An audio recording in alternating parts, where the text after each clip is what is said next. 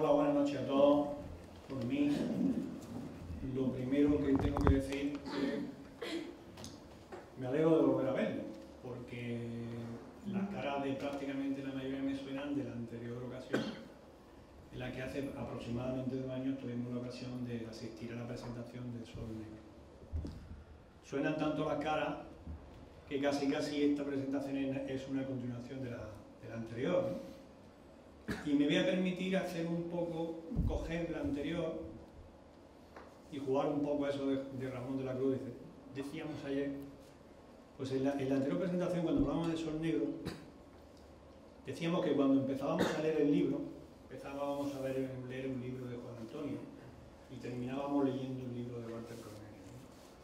Esto sucedía porque al empezar el libro, pues se caracterizaba por tener mucho orden, mucha meticulosidad, una claridad, una enorme claridad en la exposición y una meticulosidad enorme en la descripción. Esta meticulosidad, que además es propia de los rasgos característicos de la personalidad de Juan Antonio, pues bueno, pues es una persona con un alto nivel académico en su educación, de un carácter muy reposado, y sobre todo esa característica de ser un diseñador de Internet, un diseñador en el tema de Internet de primer orden, pues le hacen tener esas características sistemáticas y esa minuciosidad en el detalle. Esto lo entrelaza muy bien con un argumento original y con una situación histórica, con un momento histórico que identifica. Ese entrelazamiento, esa trama que va desarrollando, es más que una trama, una tela de araña. Una tela de araña en la que el lector se queda prácticamente enganchado, ¿no? Efectivamente, en su primer libro, para mí fue muy bonito ir viendo cómo el estilo iba evolucionando hasta que al final del libro, cuando cerrábamos el libro de Sol Negro, estaba claro que estábamos ya leyendo páginas de un escritor, de un autor muy diferenciado, muy característico. En esa situación llega a mis manos El ángel que contaba las estrellas, este libro, y yo empiezo a leerlo. En este caso es claro que este libro, desde su primera página, está escrito por Walter Cornelius, porque la trama, la tela de araña la teje desde el primer momento, desde el primer párrafo, desde la primera página. Tanto es así, a mí, tanto es así que además me pasó una cosa, es decir, yo empiezo y leo y me encuentro con la batalla naval de Chesapeake. Primer capítulo, digo, uy, una novela histórica.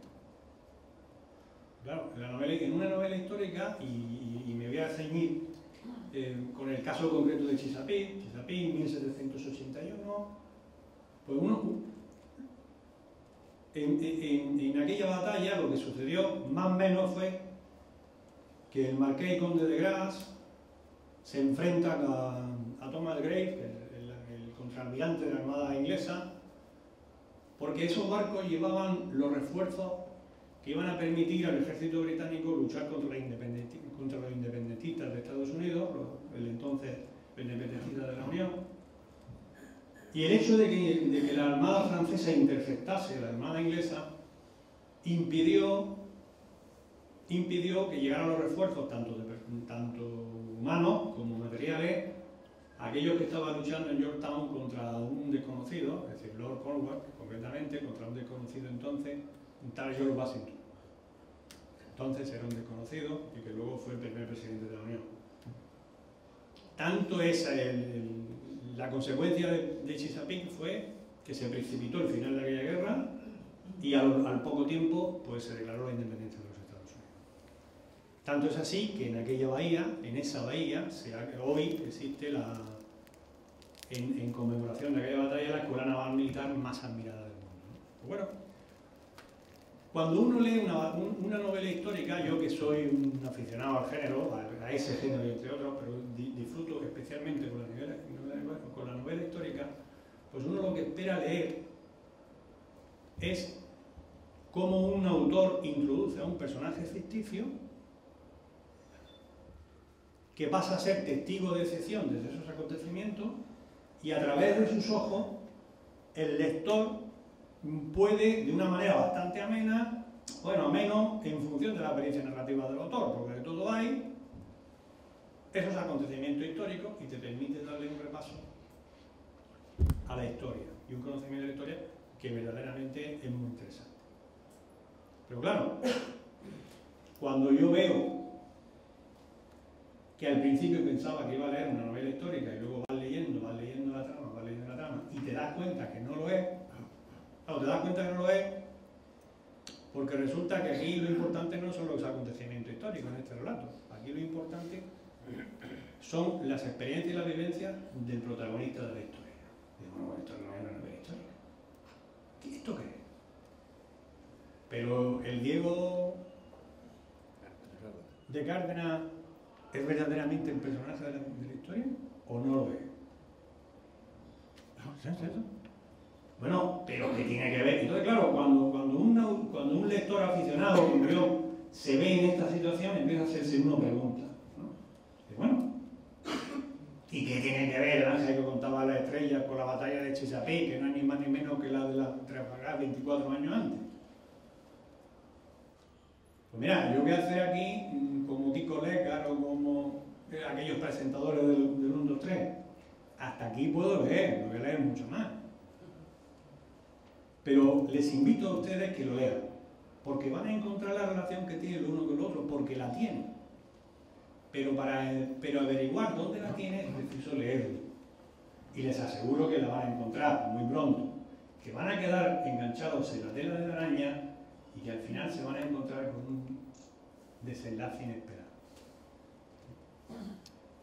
Hay un tema importante y es que, bueno, yo juicio las novelas desde el punto de vista de un lector, nunca desde el punto de vista de un crítico, de un experto, sino que a mí, yo las juicio, las pongo, las clasifico en función de si me gustan o si no me gustan como lector, algo así como con los vinos. Es decir, yo sé que vino me gusta, que no vino no me gusta, y mucho aprieto si digo por qué me gusta el que más me gusta, ¿no? Con la novela me pasa un poco lo mismo. ¿Cómo clasificaría yo esta novela con ese criterio y por qué, ¿no? Pues hombre, están las novelas que me gustan y las que no me gustan. Las que no me gustan suelen ser novelas que se me quedan hundidas en el fondo de un cajón con un separador perdido entre sus páginas porque no he sido capaz de terminarlo, porque aburre, porque no es entretenida. Esas son las que no me gustan. Las que me gustan son las que son entretenidas. Y una novela, para que sea entretenida, al final, ¿qué necesita? Pues al final, pues no suele necesitar grandes argumentos originales. Basta con que el autor de la novela, del texto, tenga lo que yo llamo una cierta audacia narrativa. Que lo haga bien, que lo describa de una manera desgranada, que haga un capítulo interesante y que te meta en el siguiente, etc. Eso es suficiente para tener una novela, suficiente entre comillas, porque hay que saber hacerlo, para tener una novela entretenida. Si además, como es el caso, añadimos un argumento completamente original, añadimos toda una trama perfectamente engrasada, entramada, para hacer una auténtica tela de araña en el que el lector se queda enganchado, se queda apresado hasta llegar al final, pues estamos empezando a hablar de una buena novela. De una buena novela, de una novela de calidad. Claro, técnicamente no llego a mucho más. Es decir, yo sí que con motivo de la publicación de Sol Negro he leído críticas, además muy buenas, por cierto, de expertos en el tema, que elogian muy bien el flashback, lo que decimos, lo que hablamos, la lengua de Cervantes, el retorno al pasado, que hacen determinados protagonistas, determinados personajes de la novela. Aquí se ve esa técnica también y ese recurso también. Por tanto, empezamos a encontrar una novela que no solamente entretiene, sino que tiene elementos de calidad importantes, además bien valorados por elementos de la crítica. Luego los expertos podrán hacer matices, como hacen los catadores de vino, si tiene este matiz, si tiene el otro, pero Pero lo importante para mí es que tengo la clara conciencia de que es una buena novela, por este motivo.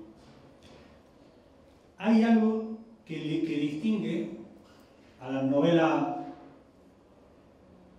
digamos, que entretienen, las buenas novelas. Hay una parte de novela o una parte de literatura que le llamo yo diferenciadora. Este libro, yo digo que es diferenciador, este y también el otro, por un motivo. Cuando yo termino de leer El ángel que contaba las estrellas y llego a la última página y lo dejo encima de la mesa y lo dejo reposar un rato, el lector no se queda indiferente pensando que se ha entretenido durante el tiempo de leer 500 o 600 páginas. Te quedas como intranquilo, te quedas como inquieto, porque rápidamente no, más bien lentamente, te quedas con una reflexión muy importante, sobre todo al que te da pie el argumento que se maneja aquí. Bueno, y es la siguiente, yo me he hecho la pregunta y la quiero compartir con todos ustedes. ¿En manos de quién está la ciencia y la tecnología? Con esos avances científicos que han llegado, que son apenas una centésima parte de los que están por llegar y que van a afectar enormemente a la vida de las personas, nosotros como sociedad civil, ¿tenemos la certeza o tenemos la garantía de que esos avances científicos van a ser usados de una manera razonablemente ética para la sociedad o para el interés general? ¿Cómo podríamos garantizar eso? Esa es una pregunta que queda, que no la hace abiertamente en la novela, pero que queda, que uno se va a hacer una vez que cierra el libro.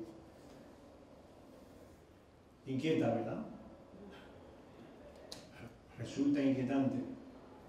Por eso, en este caso, esta novela, digo yo, desde el punto de vista del lector, que es una novela diferenciadora.